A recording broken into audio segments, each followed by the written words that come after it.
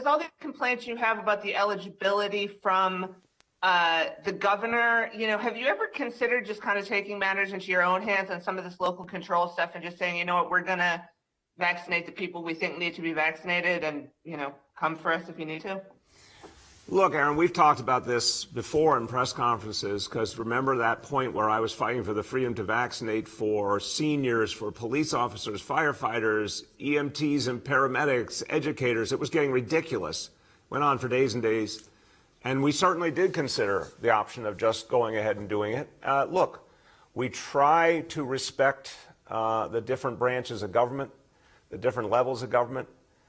Sometimes it's really hard to do when you see ridiculous and arbitrary actions, and I've seen them from Governor Cuomo, and I saw them constantly from President Trump. So we're trying to work within the structures we're given.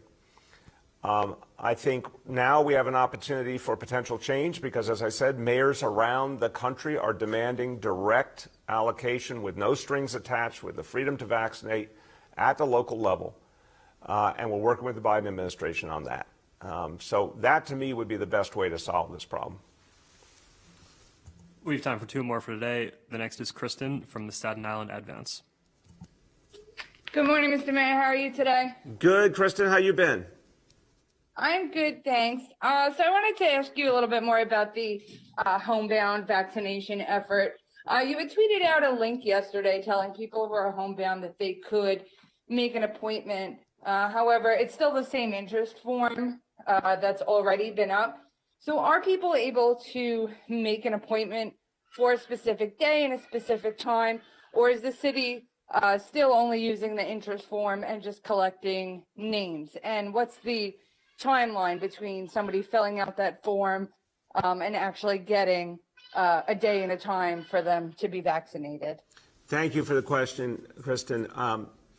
Obviously, we need people to know when the help is coming to them. We're going to their home, so it's a different reality. We need to have it organized and scheduled. In terms of how it works, I'll turn to Dr. Choksi and Dr. Katz to speak to the specifics. But the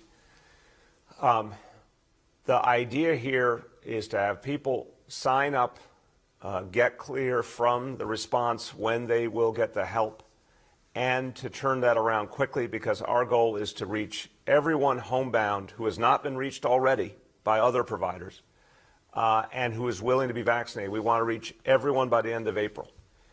So it's very important to get quick turnaround time and make sure we follow through.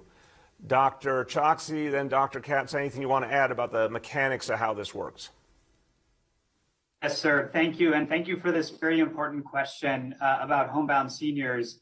The way that it works is that once a person or a family submits the information on the form, that is taken in, and we go through a process, essentially reaching back out to that person or caregiver, asking some additional questions about the person's status, ensuring that they are homebound, and then working through the process of scheduling. We do that based on both the capacity that we have to deliver these in-home vaccinations, which, as the mayor described yesterday, is ramping up quickly, as well as the supply of the Johnson & Johnson vaccine. Thus far, I do know that hundreds of those calls have been made and will continue in the coming days to reach out to everyone who has submitted their information through the form to get them lined up on the time frame that the mayor has set out.